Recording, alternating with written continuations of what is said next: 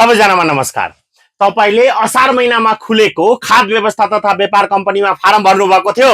अझै समय बाँकी छ तपाईसँग।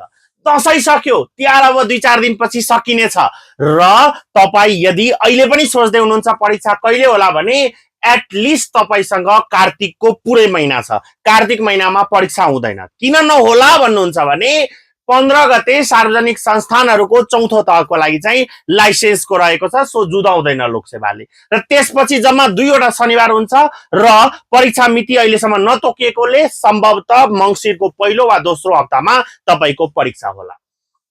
त्यसलाई लक्षित गर्दै स्मार्ट जीकेले यही आइतबारबाट नयाँ कक्षा सुरु गर्दैछ। सबै तहको नयाँ कक्षा हुने भएकोले र दशैं तिहारको अफर चल्दैछ।